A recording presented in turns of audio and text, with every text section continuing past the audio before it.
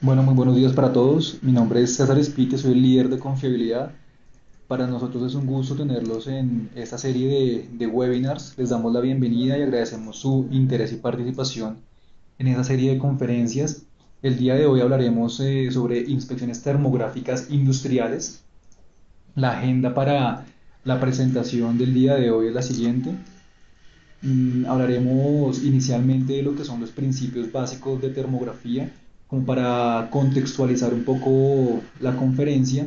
Hablaremos de modos de transferencia de energía, principalmente lo que compete a radiación, que es el modo de transferencia de energía que se utiliza en inspecciones termográficas.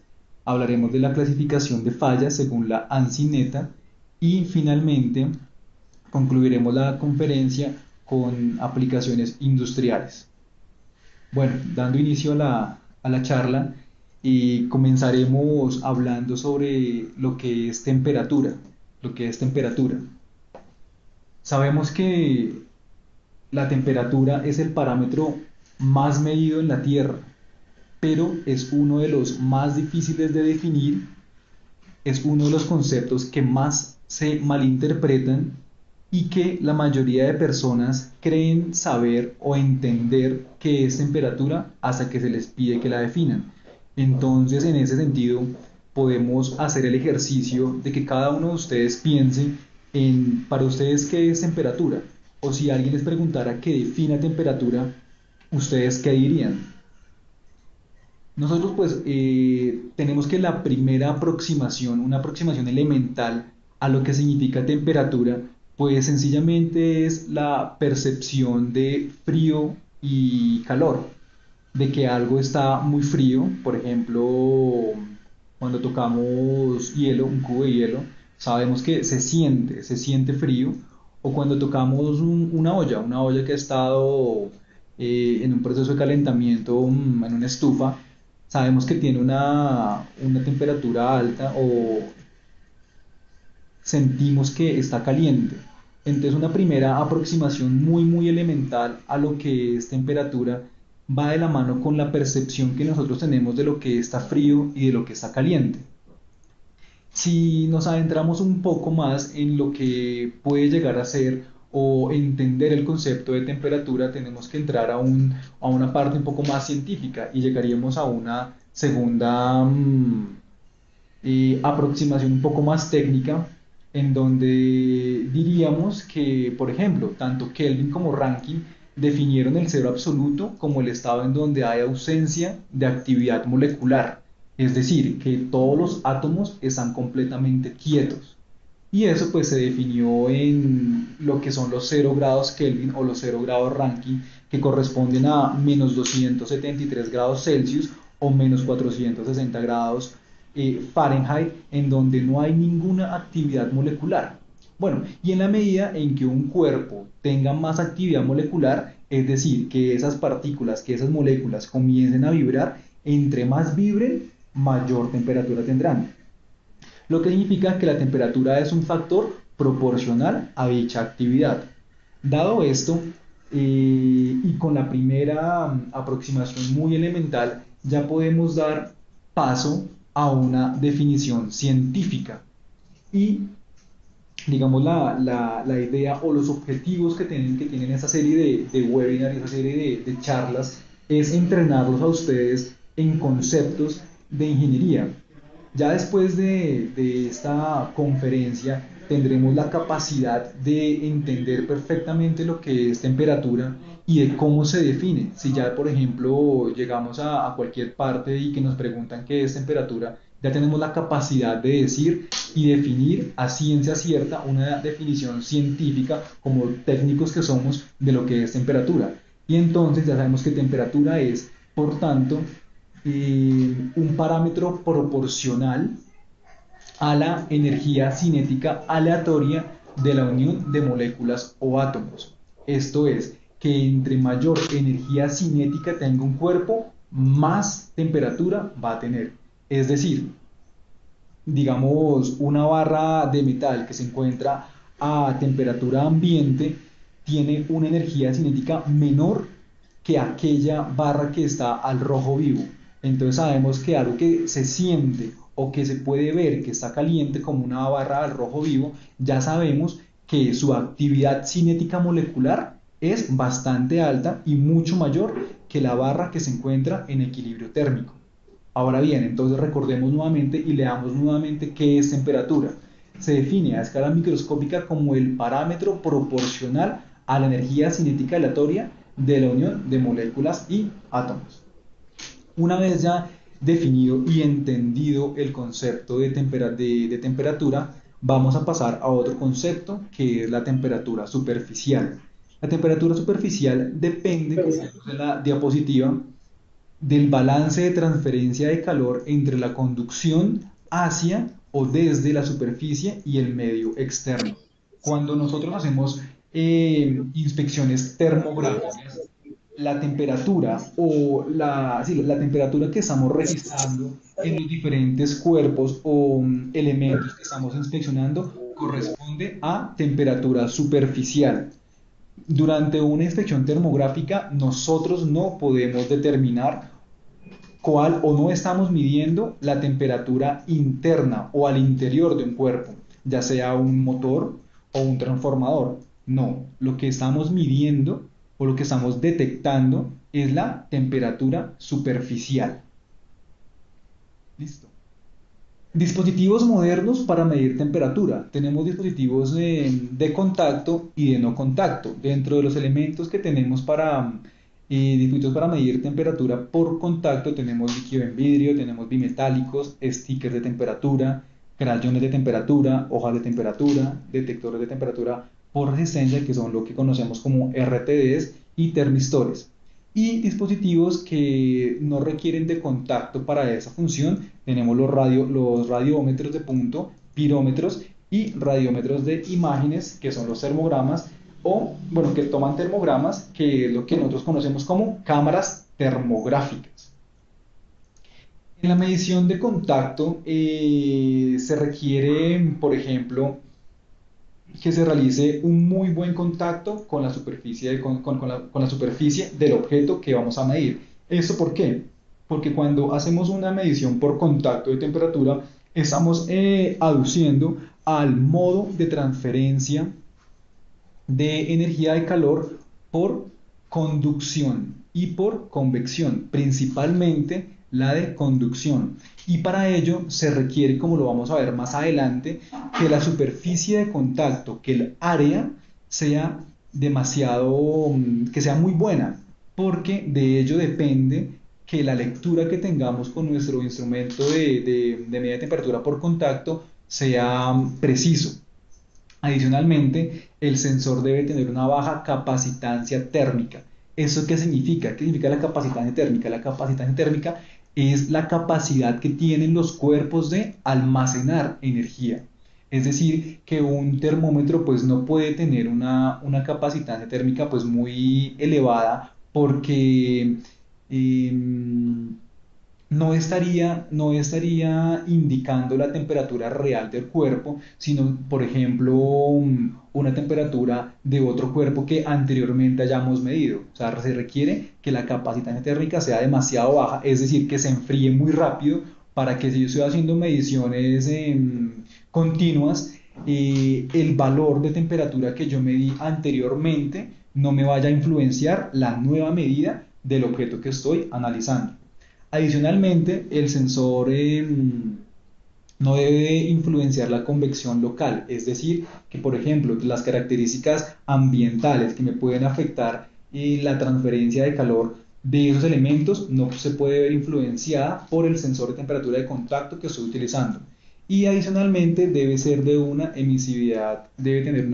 emisividad superficial similar a la del objeto con la que estoy midiendo.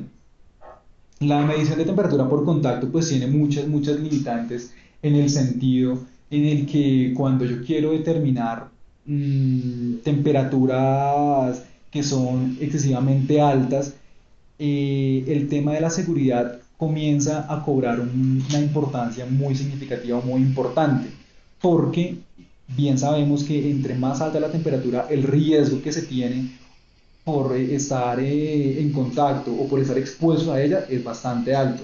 Y es ahí en donde la medición por no contacto toma bastante fuerza. Aquí en la diapositiva vemos que pues muchos problemas asociados con la medición de contacto se eliminaron. ¿Cómo se eliminaron? Pues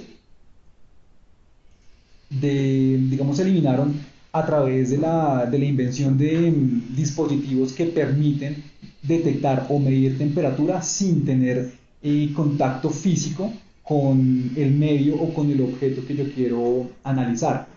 Pero entonces surgieron nuevos retos. ¿Cuáles son aquellos retos? El de determinar la emisividad de todos los elementos. Recordemos que la emisividad es la capacidad que tienen todos, absolutamente todos los cuerpos de irradiar o de emitir energía térmica. Todos los cuerpos tienen una emisividad asociada.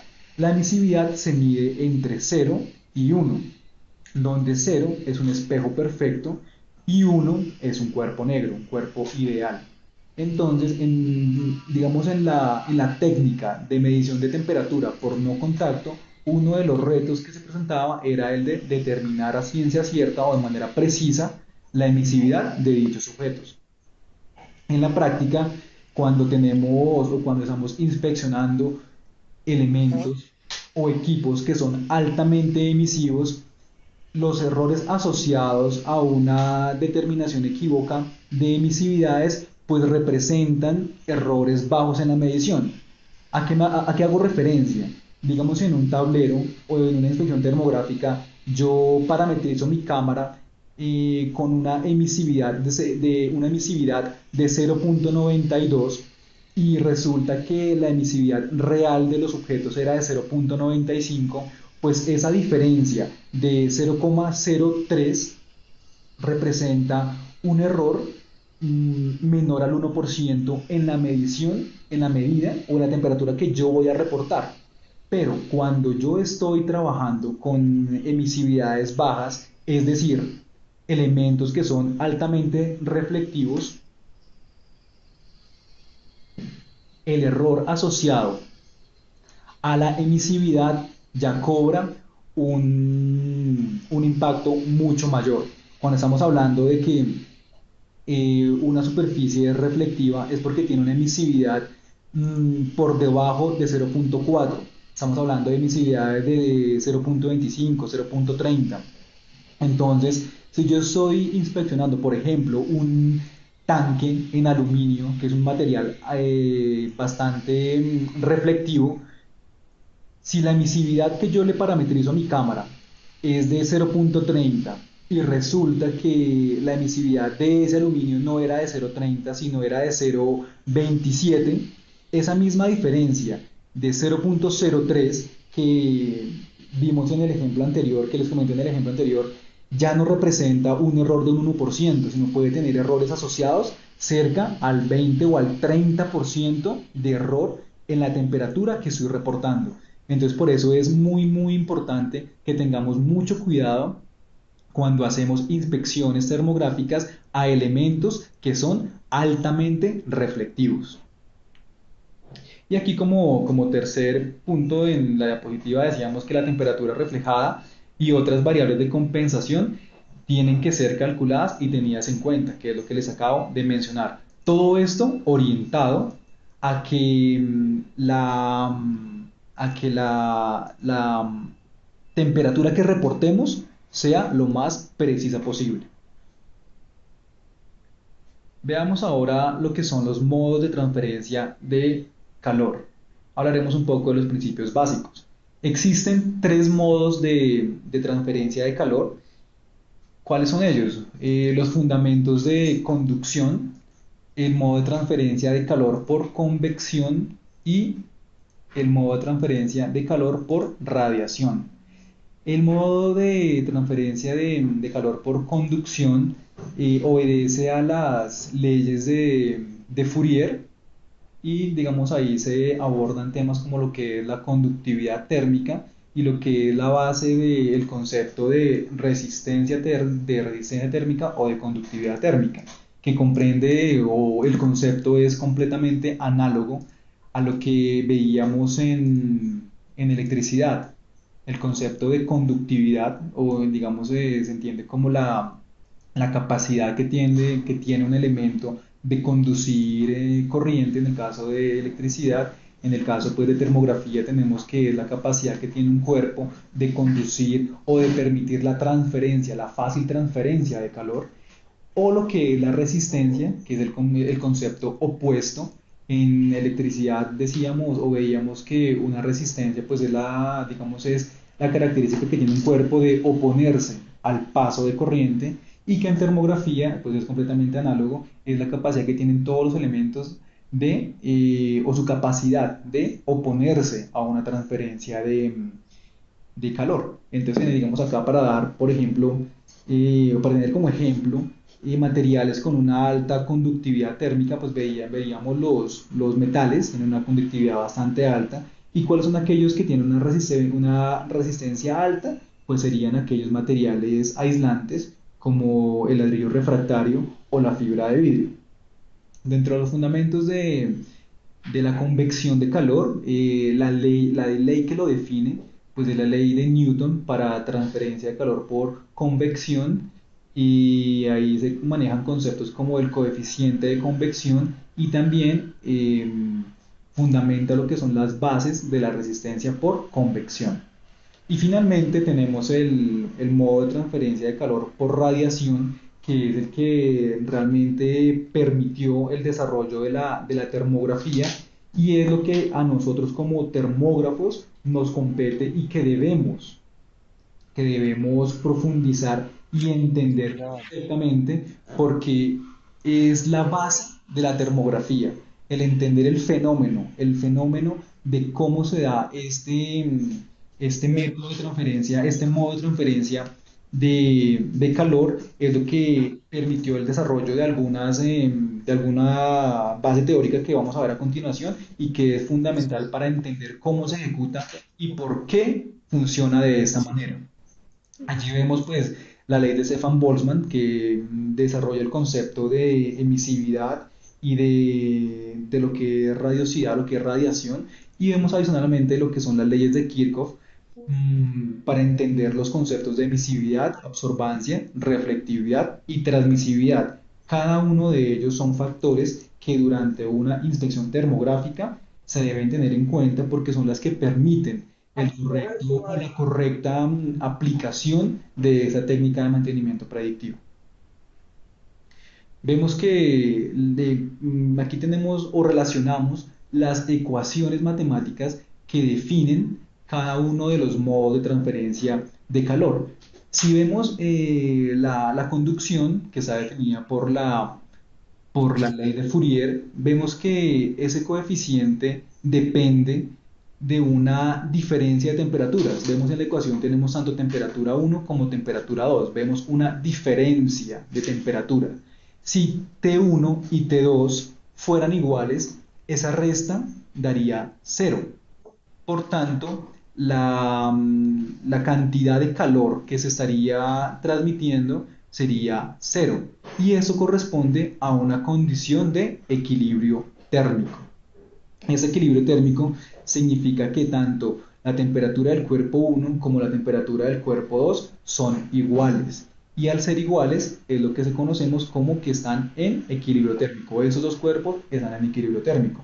Entonces aquí ya vemos una de las condiciones fundamentales o importantes que debemos tener en cuenta para que se dé la transferencia de calor por conducción. Y es que debe haber una diferencia, debe haber un delta de temperatura entre el cuerpo 1 y el cuerpo 2 para que haya transferencia de calor por conducción.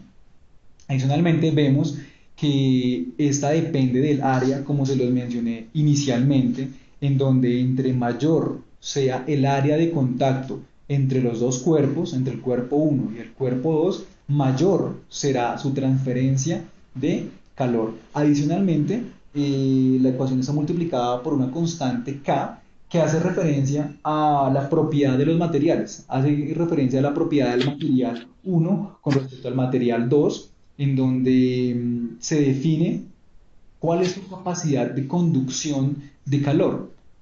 Hay materiales, como se los acabo de mencionar, que son aislantes térmicos y otros que son conductores térmicos. Entonces ahí es donde ese factor entra a jugar una función bastante especial. Y vemos que la ecuación pues está dividida por una unidad de longitud. Veamos ahora en modo de transferencia de calor por convección. Vemos que la ecuación es muy similar, muy semejante a la de conducción, en donde observamos que hay una diferencia y es que reemplazamos el coeficiente K por un coeficiente H que hace relación nuevamente a esa característica que tienen los materiales, pero ahora por la constante de convección. Y vemos que no está dividido por una longitud de área, perdón, que no está dividido por una unidad de longitud. Pero vemos que son semejantes en el área de contacto que tengan, eh, por ejemplo, sabemos que la conducción se da entre sólidos y fluidos y que la convección se da únicamente en fluidos. Fluidos entiéndase gases y líquidos. Entonces aquí vemos que el área es la misma área de contacto entre un fluido 1 y el fluido 2 y que debe existir un delta de temperatura. ¿Qué características o qué similitudes tienen esas dos ecuaciones? Que ambas necesitan de un medio físico para que se den. Es decir, un modo de transferencia de calor por convección y por conducción necesitan de un medio para que se puedan dar. Ahora pasamos a al tercer modo de transferencia de calor, que es la radiación. Aquí vemos que la ecuación dista o es completamente diferente a las que vimos anteriormente.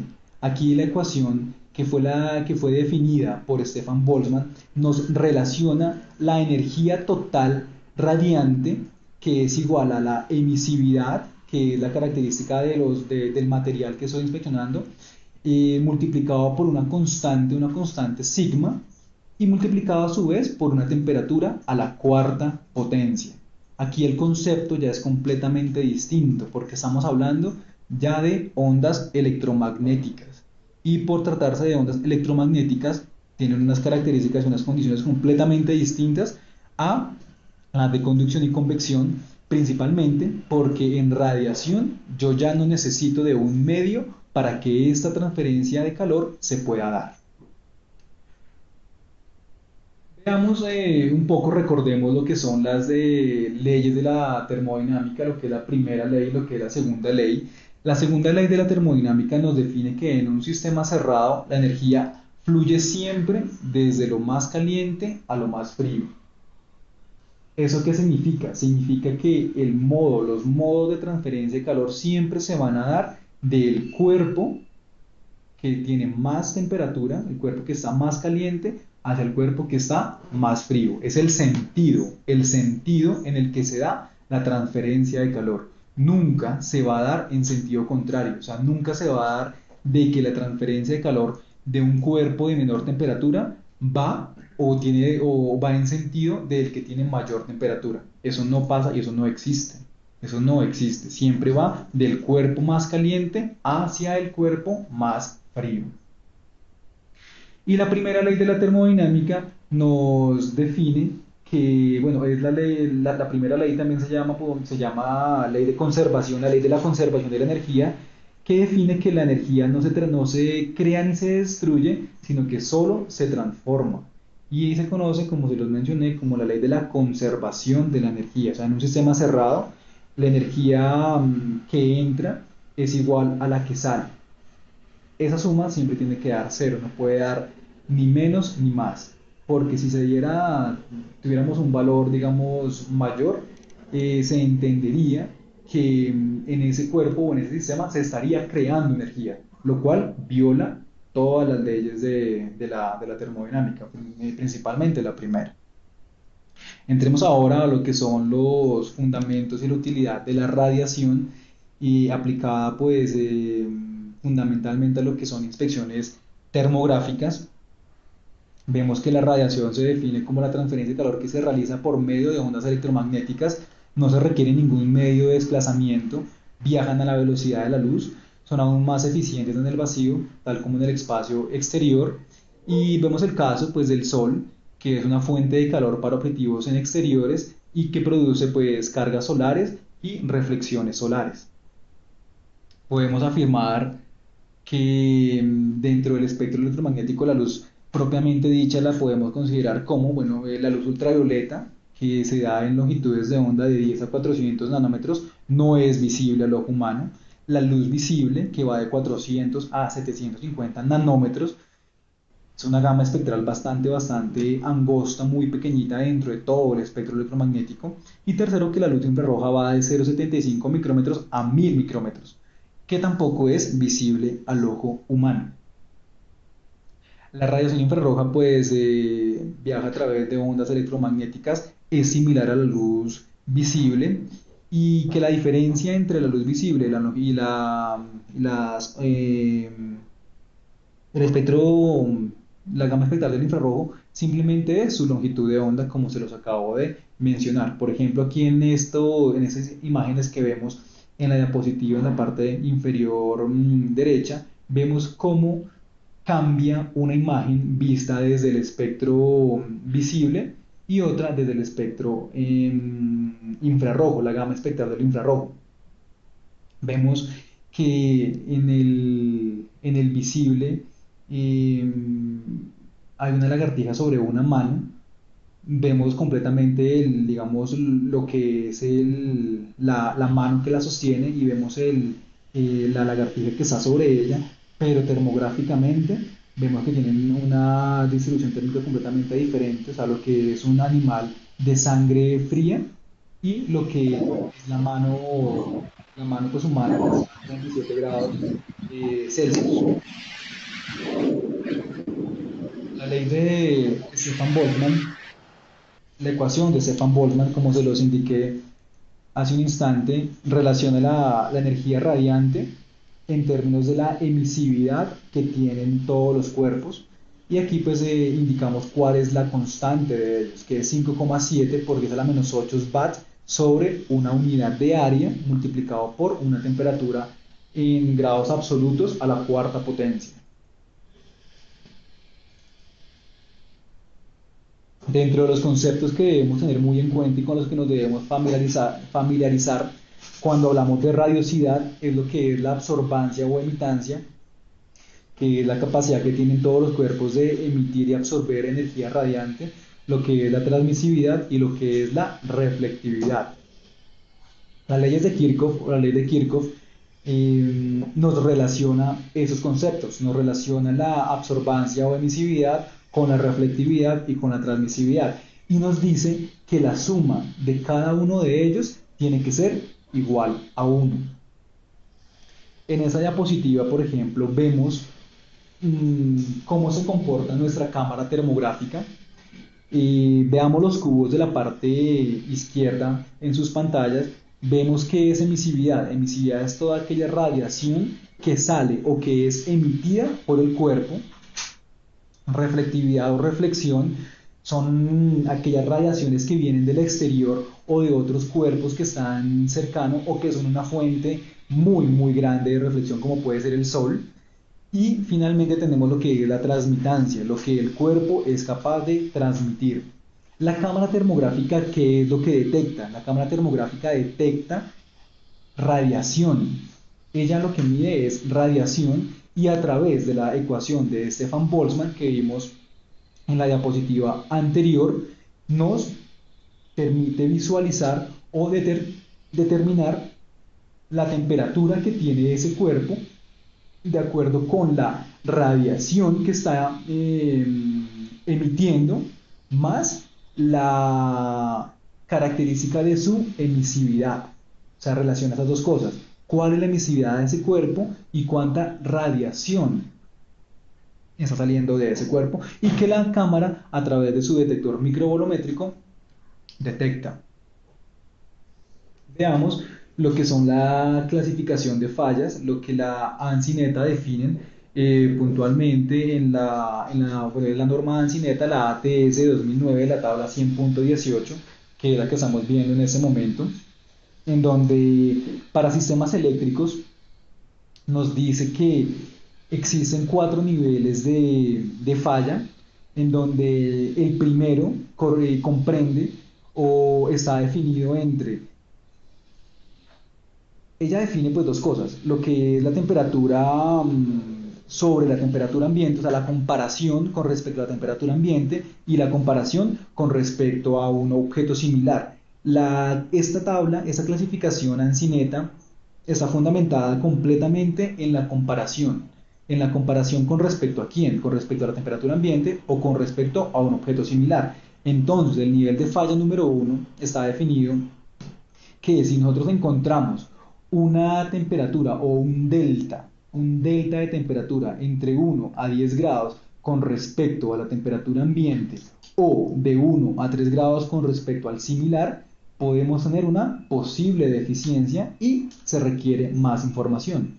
Si detectamos un delta de temperatura entre 11 grados Celsius a 20 con respecto al ambiente o de 4 a 15 con respecto a un similar, es probable que tengamos una deficiencia y que se debe reparar en la próxima parada disponible. Es decir, acá tenemos una ventana de tiempo significativa para hacer la reparación correspondiente. El nivel de falla 3 ya nos dice que si tenemos un delta entre 21 y 40 grados con respecto al ambiente o mayor a 15 con respecto a un similar, definitivamente tenemos una deficiencia y que debe ser reparada tan pronto como sea posible.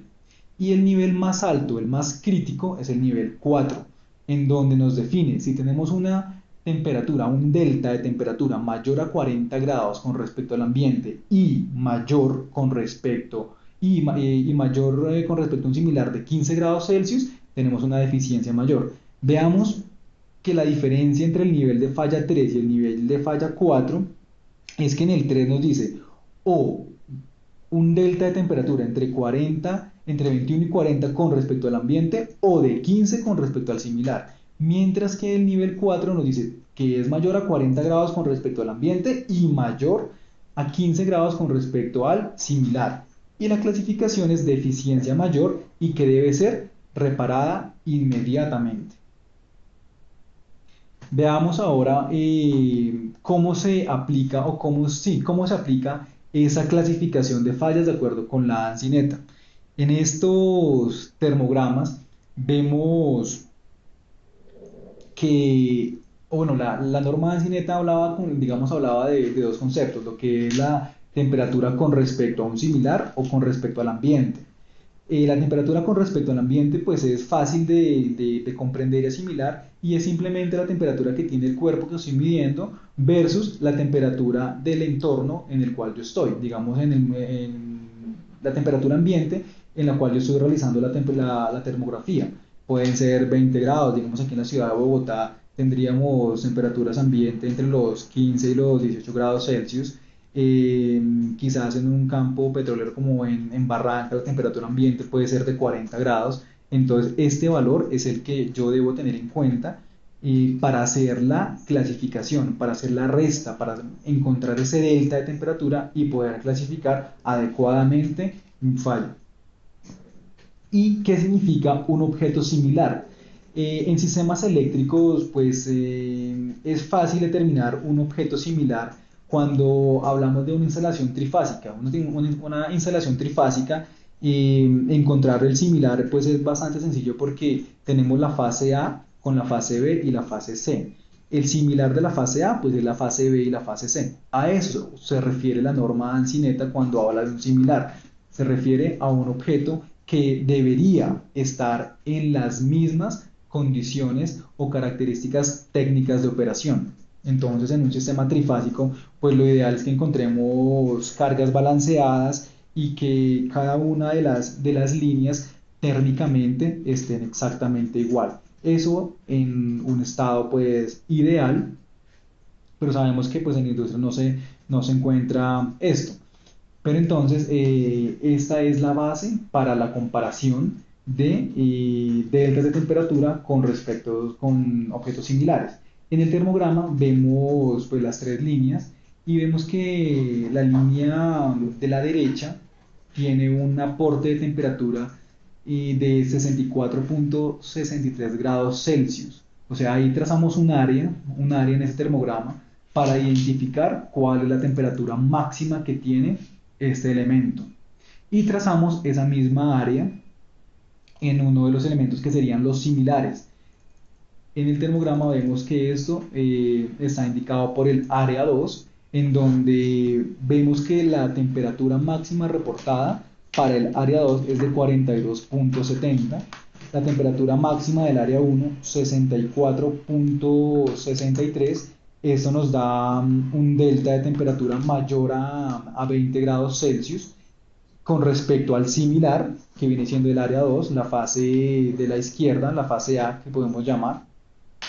Y digamos si la temperatura ambiente bajo la cual se realizó la inspección termográfica era de 15 grados Celsius, vemos que hay una diferencia mayor a 40 grados. En este caso, ese termograma tendría una clasificación de falla nivel 4, de una deficiencia mayor y que debe ser reparada cuanto antes o de forma inmediata, como lo vimos en la diapositiva anterior. Veamos este nuevo termograma en donde evidentemente, digamos, el termograma nos permite identificar, o sea, sin siquiera ver los valores de temperatura, nos permite identificar que efectivamente existe una falla en este elemento, que está, digamos, acá analizado bajo el área 1. Vemos que esa conexión, tanto en la fase A, que sería la del fondo, B, la del centro, C, la que está más cerca a nosotros, vemos que la distribución térmica en esos elementos pues no es correcta. Vemos que el área 1 nos está mostrando que hay un calentamiento anormal, generando una temperatura máxima de 43,3 grados Celsius. Y para analizar o para clasificar este hallazgo, trazamos un área en lo que sería nuestro objeto similar, que es la fase del medio, en donde esa misma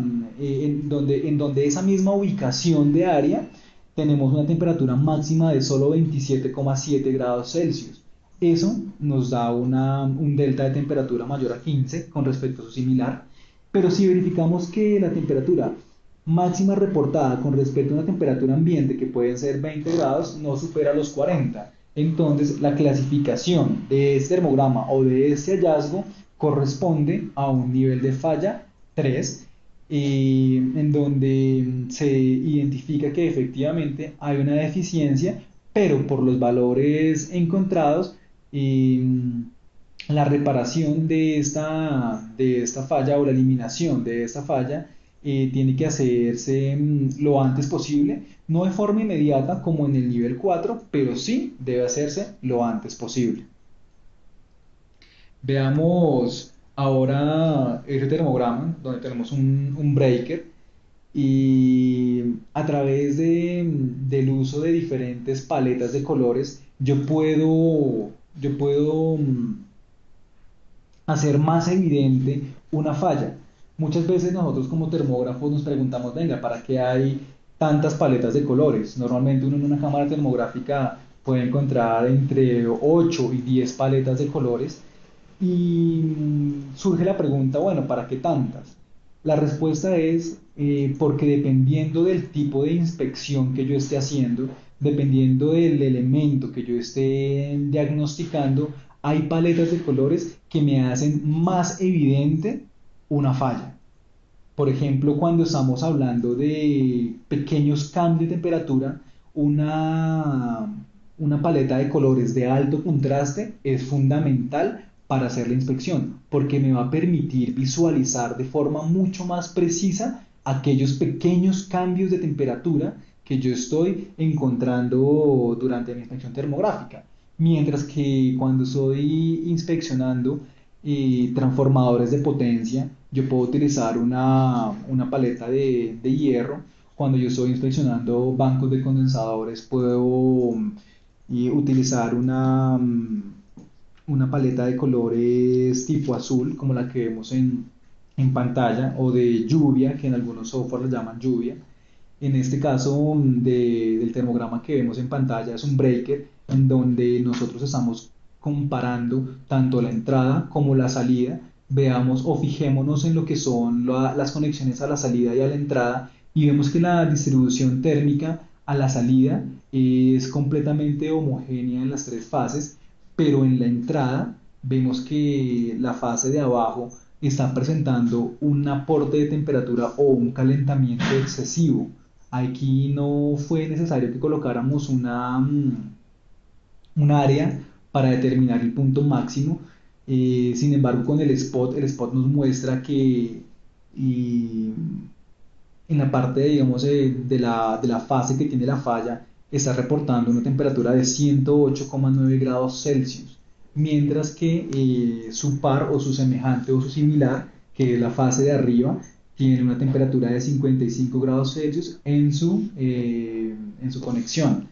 Acá nosotros podemos determinar que la falla de este elemento corresponde a una conexión deficiente, ya que si nos damos cuenta, si nos situamos en donde está la parte más roja, la parte más encendida del termograma, y si nos desplazamos hacia la izquierda, vemos que se tiene como o se ve como una especie de degradé.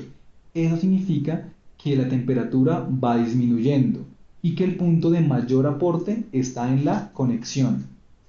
Eso significa que la deficiencia corresponde a una conexión deficiente, a una mala conexión, a una mala área de contacto entre esta fase y el borne que sujeta pues a la entrada del breaker. ¿Por qué no es un desbalance de carga? Porque si fuera desbalance de carga, todo el conductor, toda la platina, tanto la horizontal que va, digamos si nombramos la fase de arriba como A, la del medio B y la de abajo C, si fuera un desbalance de carga, todo lo que sería la fase C se vería encendido tanto a la entrada como a la salida y en el barraje de donde está conectado este elemento. Así es la forma en que uno orienta un análisis termográfico y que nos permite determinar a qué corresponde la deficiencia hallada, porque es muy diferente las correcciones por desbalance de carga a fallas por una mala o una deficiente conexión en el cable que va al elemento, que puede corresponder a un mal procedimiento de instalación de la terminal premoldeada o de la terminal de pala, o simplemente a un torque inadecuado cuando yo estoy sujetando mi cable a mi elemento. Aquí vemos otra falla en donde se ve evidentemente un delta de temperatura entre los tres, digamos, entre las tres conexiones de esta caja de bornes. Si vemos que el cable que va conectado a ese buje y se enciende muchísimo en la parte de conexión del buje y a medida que se aleja el cable se va enfriando, entonces también sabemos que esto corresponde a una falla por conexiones. Pero no solamente las inspecciones termográficas se hacen a equipos eléctricos, sino también, por ejemplo, a equipos mecánicos. Nosotros, pues la ANSI-NETA hace referencia a una comparación con respecto al ambiente o con respecto al similar, pero para detectar o para diagnosticar algunos equipos como transformador de potencia o como motores, la aplicación de esta tabla pues no es tan sencilla. Como lo vemos en este termograma, aquí yo no puedo determinar puntualmente cuál sería un elemento semejante. Sin embargo, sí puedo evidenciar que este equipo tiene una deficiencia.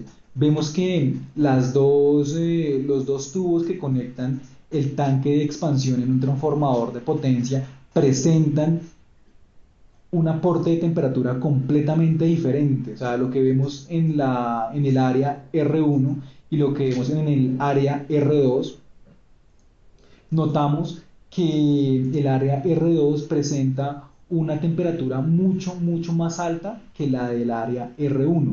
Sabemos que nosotros, o en una condición normal de operación de un transformador de potencia, ambos tubos que conectan el tanque de expansión deberían tener una temperatura homogénea, una temperatura similar. En este caso vemos que R1 se observa un poco más frío, lo que nos permite deducir o lo que nos permite orientar nuestro análisis de detección de fallas a que esos ductos que conectan el tanque de expansión, uno de ellos puede presentar taponamiento.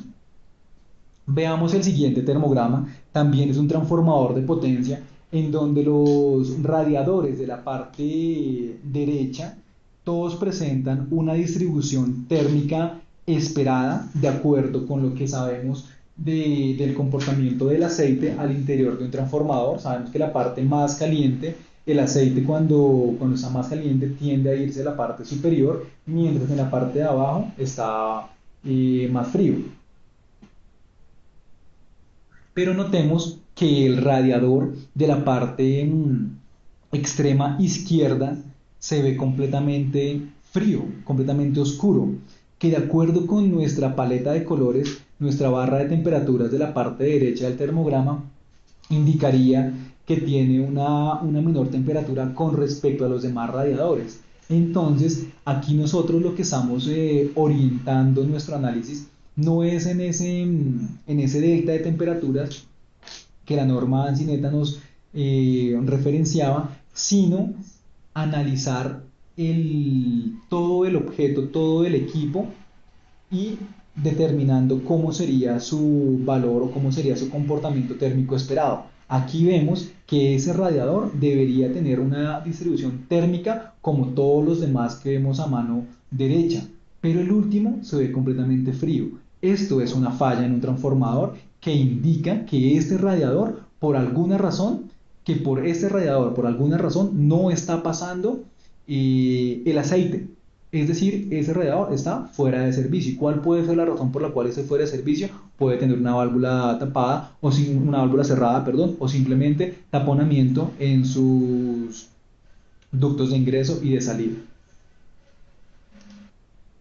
Y digamos, para concluir, acá mostramos un termograma de una chimenea para que, digamos, notemos que las aplicaciones de la termografía no únicamente son en instalaciones eléctricas, no es únicamente en conductores y tableros, sino también en motores, sino también en transformadores, sino también en calderas, en chimeneas, para verificar en este caso cómo se encuentra un sistema de aislamiento. Aquí en esta chimenea, por ejemplo, notamos que la distribución térmica esperada sería, como lo vemos en la parte superior del termograma, o sea, completamente verde, de acuerdo con nuestra paleta de colores, y que esta distribución o que este color estuviera en todo o a lo largo de todo del cuerpo de la chimenea, pero vemos que una de esas zonas no tiene ese mismo color, sino que se ve, de acuerdo con la paleta de colores, una temperatura mucho, mucho más alta. Aquí el análisis entonces ya no es de comparación, sino que nosotros observamos que hay una zona en donde se presenta un mayor aporte de temperatura que corresponde a la falla del sistema de aislamiento. Aquí entonces la falla puede corresponder a que el ladrillo refractario quizá o la fibra de vidrio que está aislando el recubrimiento de la chimenea ha tenido un excesivo desgaste. Entonces la recomendación en este caso sería que se programe una parada para reemplazar puntualmente o en esa zona el sistema de aislamiento que tenga nuestro equipo. Como lo menciono, digamos en calderas normalmente se utilizan ladrillos refractarios de diferentes formas y dimensiones y diferentes resistividades térmicas o también colchones de fibra de vidrio. Entonces, como vemos, la aplicación de la termografía a nivel industrial nos permite diagnosticar todos los elementos, todos los elementos y nos permite tener una idea de cómo están operando, obviamente con un enfoque específico para cada una de las aplicaciones. Cuando hablamos de aplicaciones eléctricas, sabemos que tenemos que tener en cuenta lo que son los deltas de temperatura y la comparación con respecto a una temperatura ambiente y a una temperatura de objetos similares. Cuando vemos o analizamos transformadores de potencia o cuando analizamos motores, debemos entender y tener muy claro cuál es la distribución térmica o cuál es el comportamiento térmico esperado de estos elementos para que si durante la inspección termográfica detectamos una variación o un cambio en ese comportamiento térmico esperado, sabemos de que esto ya corresponde a una falla. O por ejemplo, en temas de chimeneas, en temas de calderas, sabemos que la distribución térmica debe ser completamente homogénea, lo que indicaría que el sistema de aislamiento está trabajando de manera adecuada y no encontrarnos con áreas o zonas como lo estamos viendo en el termograma que nos indicarían falla de aislamiento. ¿Vale? Entonces la termografía tiene una aplicabilidad bastante amplia en todos los procesos productivos.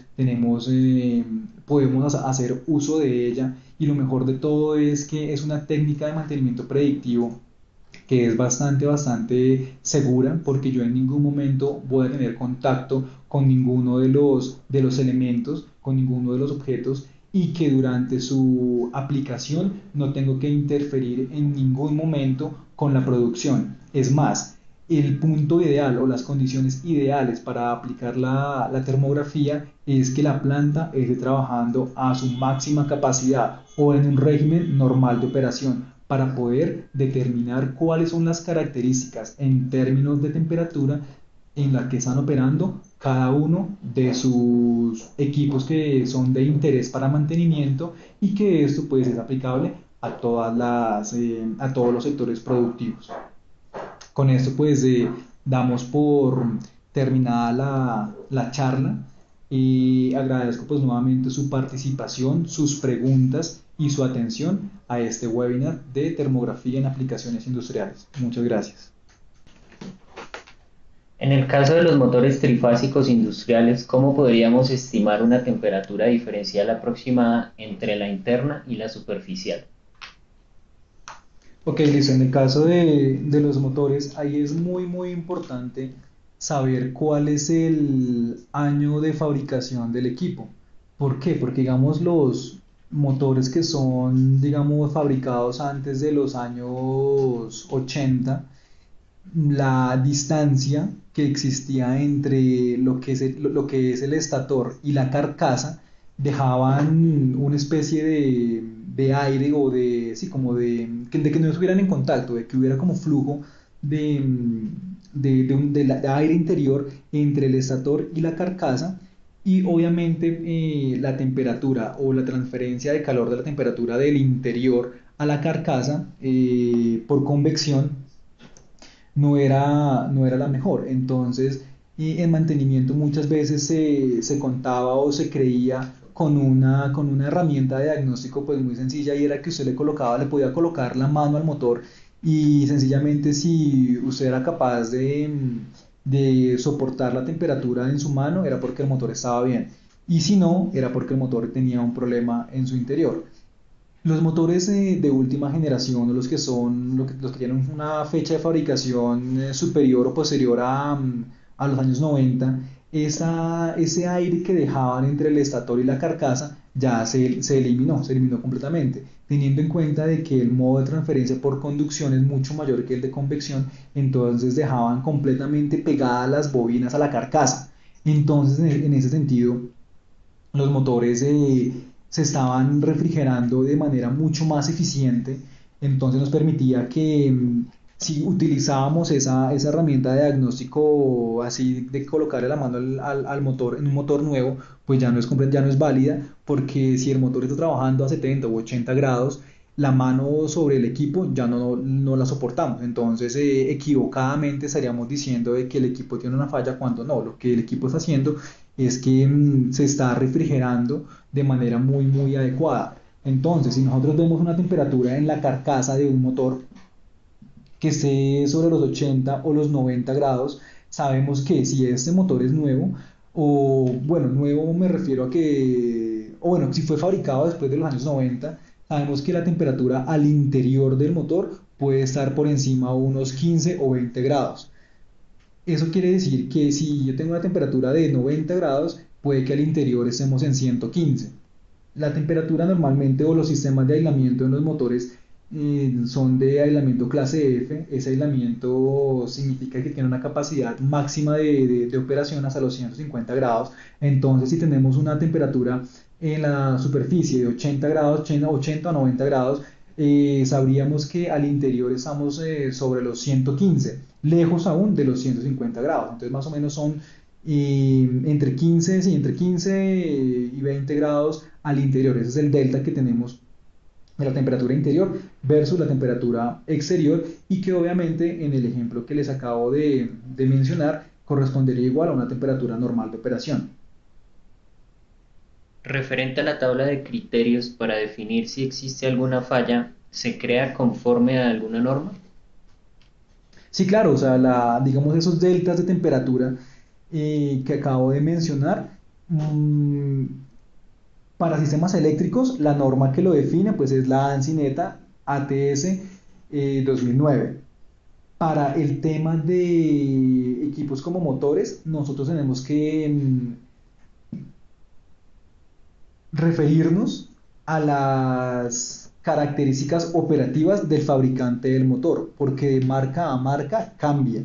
Por ejemplo, cuando hablamos de factores de servicio, un motor con factor de servicio 1.15 nos indica que ese motor puede trabajar por encima un 15% de su capacidad máxima sin calentarse, y que su temperatura normal de operación a plena carga son los 90 grados Celsius. Entonces, dependiendo de lo que estemos analizando, es muy importante que tengamos en cuenta que sí, efectivamente existe una norma que es la ANSI NETA ATS 2009 para todo el tema de clasificación de fallas de equipos eléctricos, y que cuando estamos mirando equipos mecánicos, ya sea un motor, debo referirme a las características o recomendaciones del fabricante, teniendo en cuenta siempre muy presente cuál es la distribución térmica de un motor de esos. Por ejemplo, los motores normalmente tienen un calentamiento mayor en el lado acople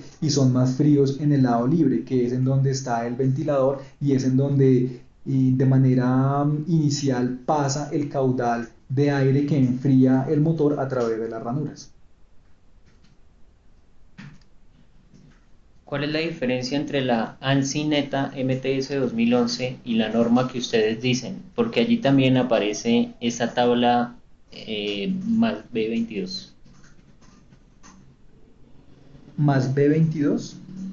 No, digamos la tabla que nosotros estamos aplicando, lo que utilizamos para, digamos, inspecciones termográficas en equipo industrial, lo que son tableros eléctricos, nos regimos específicamente a la ANSI NETA. O sea, esa es la tabla con la cual nosotros hacemos la clasificación de fallas, en donde están definidos desde el nivel 1 al nivel 4, dependiendo de los delta que encontremos. O sea, la norma que utilizamos para clasificación de fallas es netamente la que acabamos de mencionar, la ANSI NETA ATS 2009, que bien está dada o que tiene la connotación de que esos deltas y esas recomendaciones obedecen a equipo eléctrico. Cuando miramos equipo mecánico, y ya esa norma pues no se puede aplicar de manera directa, por cuanto no tenemos en primer lugar un elemento similar para compararlo, y adicionalmente la comparación con respecto al ambiente pues no se puede dar de manera directa, porque muchos equipos tienen temperaturas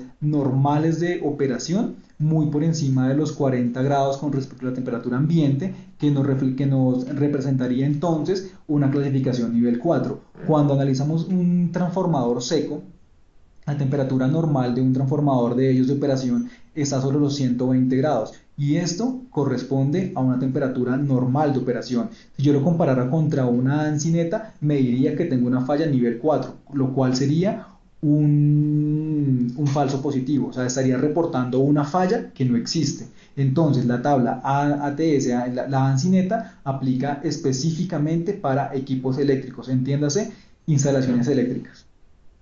Respecto a esas mismas normas, si la termografía es una metodología que se utiliza para mantenimiento, ¿cuál es la norma más indicada a tener en cuenta? ¿La ANSI NETA ATS 2009 o la Ancineta MTS 2011 o ambas son complementarias? Exacto, ambas son complementarias. Es lo mismo cuando nosotros nos referimos a una norma ANSI o a una norma ISO. Ambos tienen, digamos, todo un estudio que respalda su desarrollo y cuál es la clasificación que se debe tener. Ya va a criterio, pues, digamos, de la compañía o de la filosofía o de la metodología de mantenimiento que usted esté aplicando, pero ambas son correctas y simplemente, digamos, la diferencia o de que si usted aplica una u otra, va muy enfocado al tipo de inspección que está haciendo y, digamos, a la filosofía de mantenimiento o a las características o condiciones de aplicación de técnicas predictivas que usted en su plan de mantenimiento haya definido. Pero lo que principalmente puede definir si uso una norma o uso la otra es el alcance que tiene. Entonces, si yo tengo que inspeccionar equipos netamente mecánicos, pues la ANSI neta pues no me va a servir, porque ya sabemos que se aplica exclusivamente para sistemas eléctricos. Pero una es complemento de la otra, ambas se complementan. O sea, uno puede recurrir a ambas técnicas para tener un diagnóstico o para tener una apreciación o un concepto distinto si lo evalúo bajo una norma o si lo evalúo bajo la otra. Son complementarias. ¿Existen en Colombia laboratorios acreditados para calibración de cámaras termográficas? Sí, claro que sí, que anteriormente cuando estaba la Superintendencia de Industria y Comercio, habían varios laboratorios que prestaban el servicio de calibración. Con la evolución pues de la normatividad colombiana y la ONAC es el organismo que acredita los laboratorios y sí, en Colombia tenemos laboratorios que hacen la calibración de cámaras termográficas y que son acreditados. Transequipos presta ese servicio. ¿Hay algunas indicaciones o tips especiales a tener en cuenta en el momento de hacer una termografía? Claro que sí, hay bastantes tips que son importantes. Uno de ellos es la nitidez, quizás el tip más importante a la hora de hacer una inspección termográfica es el tema del enfoque. Ya se les menciono por qué. Cuando hago una inspección termográfica hay cuatro factores que son muy importantes a tener en cuenta. Uno de ellos pues, es la emisividad con la cual la emisividad del objeto, la emisividad del objeto o la emisividad con la que yo voy a trabajar. Ya vimos la importancia que tiene la emisividad a la hora de determinar la temperatura precisa del elemento. Adicionalmente es muy importante tener en cuenta la distancia a la que yo estoy realizando mi inspección. Es importante tener en cuenta también la temperatura ambiente y la humedad relativa. Todos ellos son o se conocen como parámetros de compensación que sirven para que, bueno, que se introducen a la cámara termográfica para que la temperatura que ella nos va a reportar en el termograma sea lo más exacta posible a la temperatura real que tiene el objeto. Sin embargo, yo puedo, yo puedo cometer errores en la determinación de esos parámetros y después corregirlos en el software.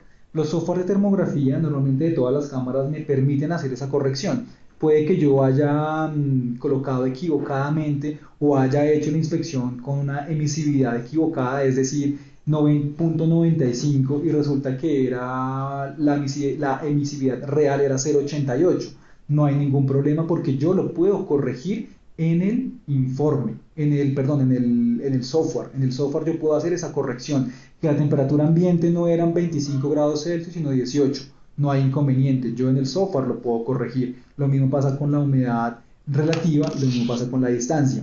¿Qué es lo que yo no puedo corregir? Y es en donde, o porque toma peso, o porque es lo más importante a la hora de realizar la inspección termográfica, el foco, la nitidez con la que yo tomo el termograma.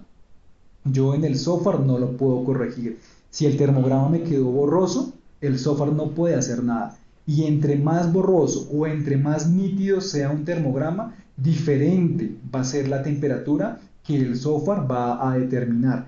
Si el termograma quedó desenfocado, si quedó borroso, las temperaturas que me va a reportar son completamente distintas a las que realmente tenía el objeto inspeccionado.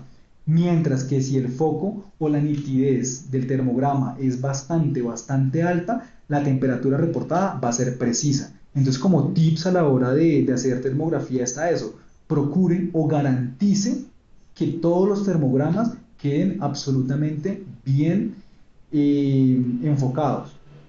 Adicionalmente, también debe tener en cuenta las temperaturas aparentes reflejadas, es decir, que los objetos que yo estoy diagnosticando no estén térmicamente afectados por otros elementos con temperaturas mucho más altas, es decir, calderas, es decir, hornos, cuartos de compresores, porque ahí debo tener un manejo especial de la temperatura aparente reflejada. Para inspecciones en exteriores debo tener muy en cuenta lo que es la carga solar, que los elementos que yo estoy inspeccionando todos estén bajo la misma carga solar y o que uno de ellos no esté, porque seguramente en el termograma van a aparecer unas zonas mucho más calientes que me pueden llevar a que yo reporte una falla que no existe. También el tema del viento. El viento es bastante importante cuando hago inspecciones a líneas de transmisión o distribución, porque el factor de enfriamiento por la velocidad del viento es bastante importante y significativo. El tema de la lluvia es importante porque también genera un factor de enfriamiento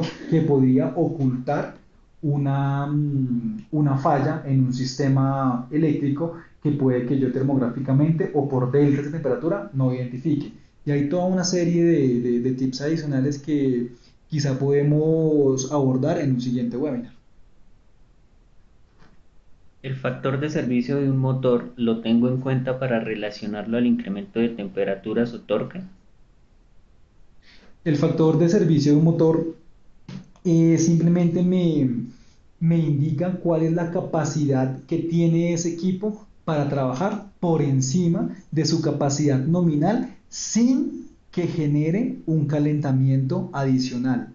Algunos motores o algunos fabricantes colocan un factor de servicio bastante alto, pero con un incremento de temperatura. O sea, eso ahí no, digamos lo que ahí no se está haciendo nada. O sea, ese factor de servicio realmente no es un valor significativo. El importante o cuando un motor es de un fabricante de prestigio reconocido es eso, que el motor puede trabajar por encima de su capacidad nominal, ya sea, bueno, lo que nos indique el factor de servicio, 1.05 o 1.10 o 1.15, que puede trabajar ese porcentaje por encima de su capacidad nominal sin que genere un calentamiento adicional. Obviamente, las protecciones de mi motor me permiten, o ese factor de servicio me permiten jugar con la protección del motor. Yo puede que la protección del motor no lo coloque a su capacidad nominal, sino con respecto a su factor de servicio. ¿Puedo usar cualquier paleta de colores para una termografía eléctrica o mecánica? ¿O hay tips o consejos en cuanto al uso de las paletas de colores para cada uso? Bueno, el tema de las paletas de colores, como se les mencioné en la charla, va muy orientado al tipo de equipo que yo estoy inspeccionando, pero también va muy de la mano con el gusto del termógrafo. Yo con una paleta de colores, con cualquier paleta de colores, puedo diagnosticar todos los elementos. Por ejemplo, la paleta de color blanco y negro, yo con esa paleta puedo inspeccionar todos los equipos, tanto eléctricos como mecánicos, como calderas, como chimeneas, incluso en aplicaciones de veterinaria. Sin embargo, hay paletas de colores que tienen un cambio en su degradé diferente que va de la mano con la variación de temperatura. Entonces la respuesta es que es como el termógrafo se sienta más cómodo. Para el tema de inspecciones en transformadores, normalmente algunos termógrafos en transequipos preferimos usar una paleta de hierro o una paleta de fuego porque me permite hacer más evidente las fallas, y las de alto contraste las utilizamos normalmente en lo que son bancos de condensadores. Pero como les digo, o sea, el tema de la paleta de color, una paleta de color me permite diagnosticar todos los equipos. Sin embargo, Eso ya va muy al gusto del termógrafo, usted con cuál se sienta cómoda, y también debe tener en cuenta, o sería un experimento interesante, que usted analizara un termograma con diferentes paletas, y se va a dar cuenta que algunas de ellas me permiten o me hacen mucho más evidente la falla que otras. Entonces ya va muy de la mano con usted cómo se siente cómodo. En el tema de, digamos, de aquellas personas que sufren de daltonismo, que no permiten, o sea, que no distinguen entre un color rojo y un color verde o un color amarillo, la paleta que es de alto contraste o que maneja esos colores, pues no es una herramienta útil para ellos. Y también es importante que si usted sufre, por ejemplo, de daltonismo, no es una limitante para que usted sea termógrafo. Claro que sí, usted puede ser termógrafo, sino que debe utilizar otras paletas que no incluyen esos colores. Digamos una paleta blanco y negro. Entonces, para puntualizar la respuesta, eso va muy al gusto del termógrafo, usted cómo se siente cómodo, y tener en cuenta que algunas paletas me permiten evidenciar la falla mejor que otras. La última pregunta dice, ¿existe una tabla de colores o valores de temperatura para diferenciar si hay que hacer un mantenimiento de reajuste o un cambio de accesorios, equipos, etcétera? No, no. La tabla, o sea, la tabla de colores, no hay una tabla de colores. Realmente lo que hace una cámara termográfica es mm, una representación gráfica dependiendo de la paleta que usted esté utilizando, y que los rangos de frío y calor, o de más temperatura o menos temperatura, va muy de acuerdo con el elemento que usted está diagnosticando. Usted puede tener un diagnóstico de temperaturas entre los 25 y los 35 grados, con los colores de alto contraste, y puede tener los mismos colores en una inspección de 350 a 400 grados. Ahí lo que cambia es el rango de temperatura que ustedes están manejando en su cámara. Lo que hace la paleta de colores, o los colores van cambiando de acuerdo, bueno, en su cámara, de acuerdo con el rango de temperatura que usted le tenga definido. Entonces la respuesta es no, no existe una tabla que esté puntualizando que para 55 grados ese color es rojo, que para 60 es como amarillito, que para un poco más caliente lo vemos como un rosado. No, los colores van sujetos al rango de temperatura que usted tenga definido en su cámara para el equipo que esté inspeccionando. Digamos, en el caso de un tablero eléctrico, tenemos temperaturas que van entre los 30 y los 80 grados, y vemos que una chimenea trabajará entre los 300 y los 400 grados. Entonces, la paleta de colores es exactamente la misma, lo que cambia es el rango en el que usted está midiendo.